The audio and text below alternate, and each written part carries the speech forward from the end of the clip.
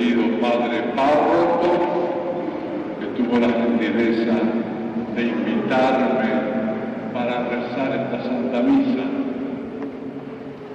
Querido Padre Santo, sacerdote, amigo de tantos años, delegaciones SCAU, queridos familiares, muy queridos hermanos, yo tenía preparado un sermón, una homilía larga, hermosa y espantosa. Pero, no sé, cuando entré a la iglesia me sentí tan cómodo en compañía de ustedes, me sentí como en familia, en torno a la figura del querido Padre Julio. Me sentí como en un cenáculo. Y no es que voy a improvisar un sermón porque sería una falta de respeto a la memoria del Padre Julio, me parece. Pero tampoco voy a hacer estos sentimientos que me brotan del corazón en este ambiente tan cálido, en este ambiente de personas fieles a la memoria de un sacerdote. Y esto es lo primero que yo quisiera expresarles. Lo comentábamos con el Padre Santo. El Padre Julio en su vida nunca hizo adictos a su persona. Siempre hizo adictos a Cristo, adictos a la iglesia. Él formó gente de iglesia. De ahí la cantidad de gente que a lo largo de los años recuerdan al sacerdote, sí, pero no se quedan en la figura del sacerdote, sino que empeñan su vida en la fidelidad a la cruz, a la Virgen, al Evangelio. Qué hermoso primer ejemplo que nosotros recordamos en la memoria del Padre Julio Membiel. Trabajar para la iglesia. Queridos hermanos, estamos en un mundo en este momento muy egoísta. ¿Cuánta gente trabaja para sí? Y gente que no vive en la iglesia, sino que pretende vivir de la iglesia. Y entonces si hacen declaraciones o se acercan a un sacerdote o un obispo, es para tener un rédito de cualquier orden, llámenlo social, llámenlo político, para que se mire cómo ellos se acercan a la iglesia. Pero eso no es una amistad con Dios, eso es buscarse a sí mismo, y eso no reditúa nada. En la vida, la historia, los egoístas, los contestatarios, sino los santos, los que se adhieren a Dios, los que buscan su fuerza en Dios. El Padre Julio nos dio ese ejemplo. Yo recuerdo cuando era pequeño y venía con mi papá a visitarlo al Padre Julio. Y lo encontrábamos casi siempre en la iglesia, porque a veces lo encontrábamos rezando, pero a veces lo encontrábamos trabajando o preparando algo, pero casi siempre era en la iglesia, aquella antigua iglesia. Y esa imagen a mí me quedó de pequeño, el hombre de iglesia. Queridos hermanos, el Papa nos recuerda ahora de venir a la iglesia, y escuchar misa, no solo porque está mandado, sino sino porque tenemos la necesidad de acercarnos a Dios. La necesidad. Allá en Francia leí en un negocio un cartel que decía: nosotros el domingo lo pasamos en casa, en familia. Qué lindo cartel.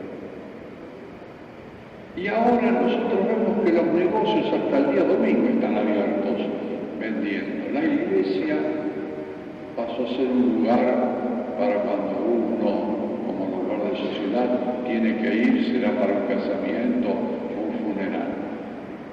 El padre Julio vivía en la iglesia, vivía de la iglesia.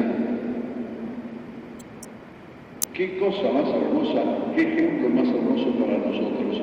Venimos a la iglesia porque tenemos necesidad de ponernos en contacto con Dios.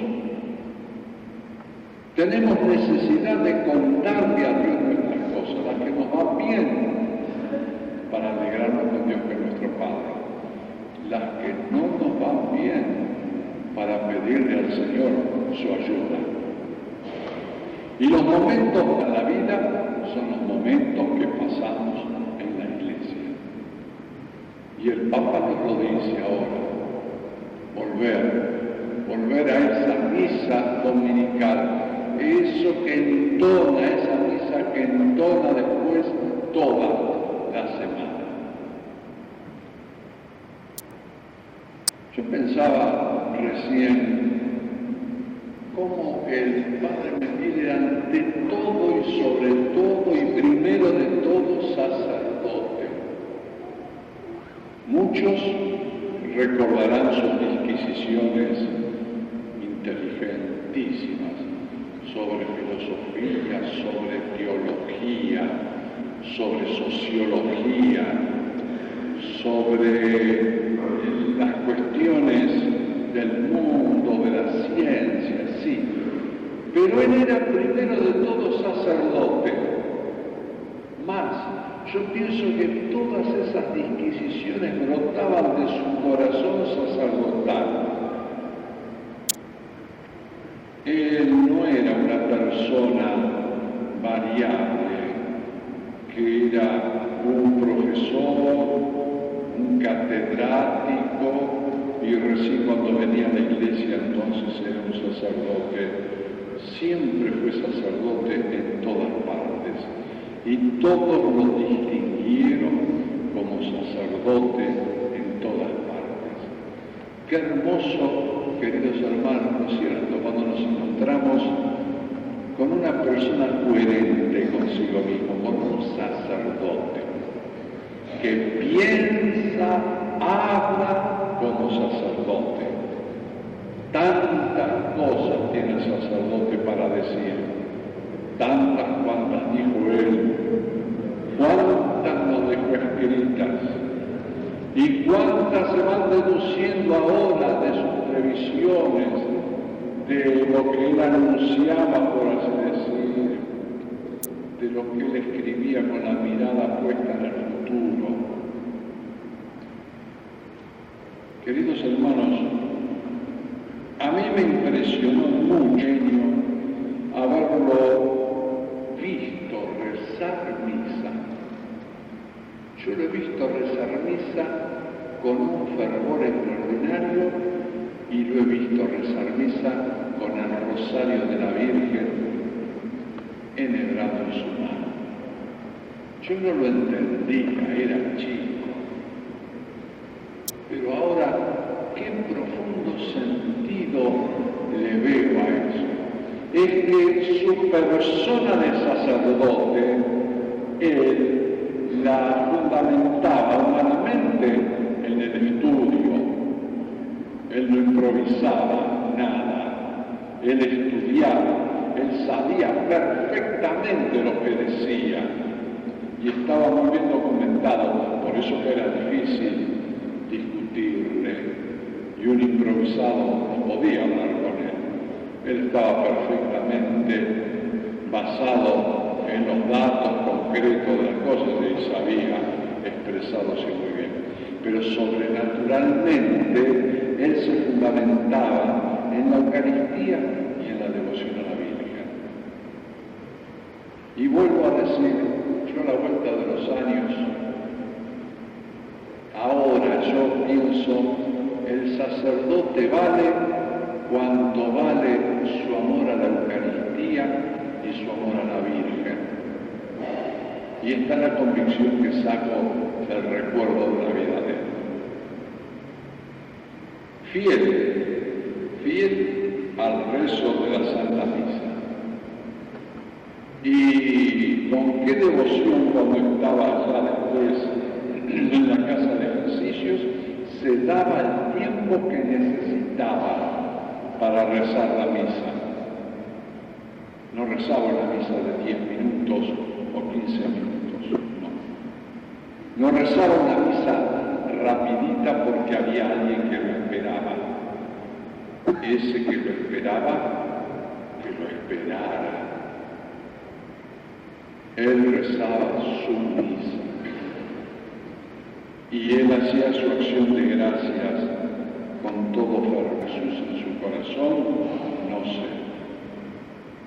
Pero, queridos hermanos, el otro detalle que a mí me llamó la atención, el rosario en la mano. Y uno dice, ¿y qué gesto podría indicar ese? ¿Y qué le anclaba su devoción en Jesús sacramentado y en la Virgen? Madre de los sacerdotes y Madre nuestra.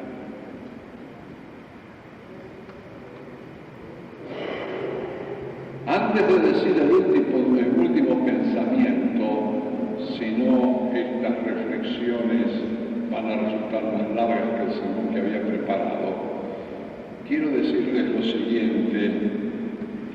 Una de las últimas cosas antes de que yo entrara al seminario salesiano, cuando le vine a decir, me acompañó mi papá aquí, le vine a decir que entraba yo al seminario salesiano de Ramos Mejía, él se alegró mucho, se alegró muy mucho.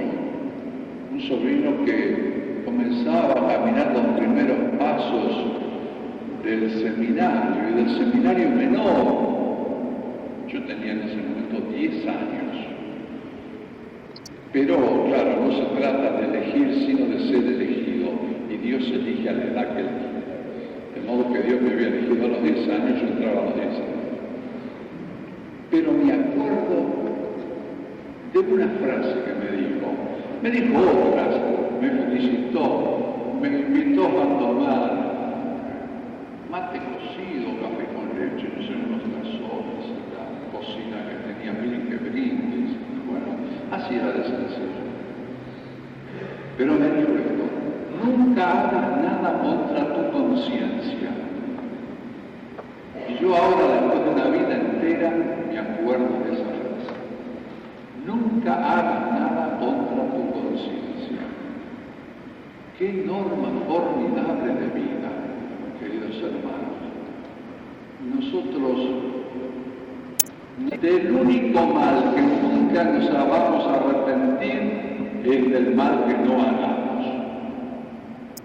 Y obrar contra la conciencia trae aparejado siempre una deformación en la persona. Deformación que después se traduce en el modo de pensar, de hablar y de obrar. Y bueno, si yo les puedo decir algo que a mí me impactó del Padre Julio, fue eso. Nunca, queridos hermanos, hagamos algo contra nuestra conciencia. Conciencia bien formada, conciencia que se alimenta de Dios, conciencia que ama a los hermanos. ¿Y cuál es la última frase que quiero decir? Bueno, a raíz del rosario en la mano del Padre Julio, yo en una de las visitas que hice al Papa hace unos años, que se llaman las visitas ad limina, quiere decir a los umbrales de Pedro, vamos todos los obispos pasando, y tenemos el privilegio de hablar particularmente con el Papa. También tenemos el privilegio de almorzar con el Papa. Nos invitan en grupos de 15 obispos por naciones y tenemos el privilegio de rezar misa con él y el privilegio de escuchar su palabra. Pero, queridos hermanos, el privilegio de hablar solos, uno frente al otro, es un privilegio que cuesta, pesa, uno lo pone nervioso, pero qué contento que lo deja después.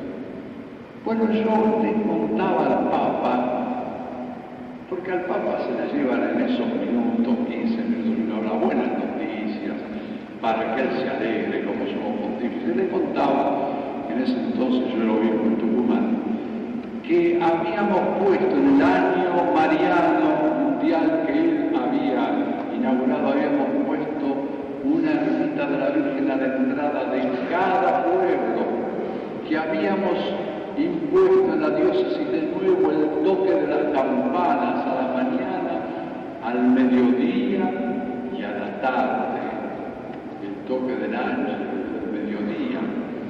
Le dije que le había pedido a los párrocos que de cada fiesta de la Virgen hicieran una fiesta patronal, porque esto sí me lo había dicho el Padre Julio cuando él ya estaba próximo a expirar, me lo dijo a mí personalmente.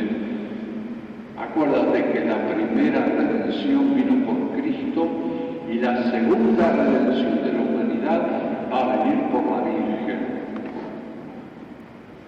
Palabras proféticas. Bien, entonces yo donde podía ponía la devoción a la Virgen en todas partes. Y el Papa me dijo esto, y lo dejo, queridos hermanos, terminando esta conmemoración simple, sencilla que hago del Padre Julio. El Papa me dice, acuérdese que la devoción a la Virgen es la llave que abre todas las puertas y es la llave que cierra todas las puertas. Eso me lo dijo el Papa Juan Pablo II a mí personalmente. ¿Cómo lo he pensado eso, queridos hermanos? ¿Y cómo lo he predicado? Queridos hermanos, ¿cuántas veces nos estamos repitiendo ahora nosotros? El demonio anda suelto. El demonio anda suelto. Miren todo lo que pasa. Bueno, la devoción a la Virgen es la llave que cierra todas las puertas. Le va a cerrar todas las puertas al demonio para que no entre en el hogar, para que no entre en el corazón de ninguno. Pero no solamente al demonio, a veces nosotros quisiéramos que no entraran las enfermedades, las desgracias, las incomprensiones, las injusticias. La devoción a la Virgen es la llave que cierra todas las puertas, pero también abre. Queridos hermanos, a veces nosotros le pedimos a Dios un poquito más de amor en la familia, un poquito más de comprensión, un poco más de justicia, un poco más de suerte, más salud. ¿Cuántas cosas quisiéramos que entren en nuestra vida, cierto? La devoción a la Virgen abre todas las puertas.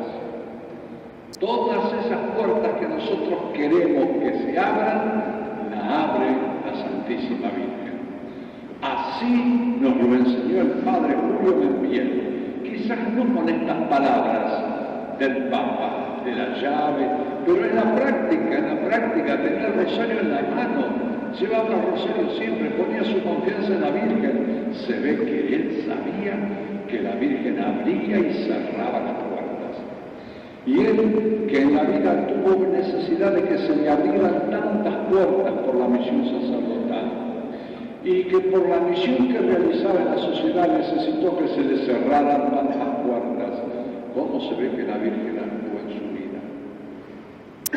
Queridos hermanos, como recuerdo espiritual de estos 25 años de que el Padre Julio está en el cielo bendiciéndonos, recordemos esto. Nunca hagamos nada contra la conciencia. Seamos rectos, coherentes. Somos católicos y somos católicos y cristianos en todo. Y no nos avergonzamos de que todo el mundo sepa que amamos a Dios, de que venimos a la iglesia, de que nos confesamos, de que comulgamos. Primer pensamiento, somos coherentes. Segundo pensamiento, adherirnos a los sacerdotes, defenderlos a los sacerdotes, quererlos, y en ellos a Jesús. Tercer pensamiento, yo diría, alimentar nuestra vida con la Eucaristía y con la devoción a la Virgen. Y entonces, precedidos por el Padre Julio que nos deja estas enseñanzas, que nos deja estos recuerdos, también nosotros vamos a pasar por la tierra haciendo el bien, como pasó él, el Padre Julio Membiel. Pasaremos todos nosotros, toda la comunidad de esta parroquia, tomados de la mano de Jesús, tomados de la mano de la Virgen, que abrirá y cerrará y allanará todos los caminos para que también nosotros lleguemos con gloria y felicidad al cielo.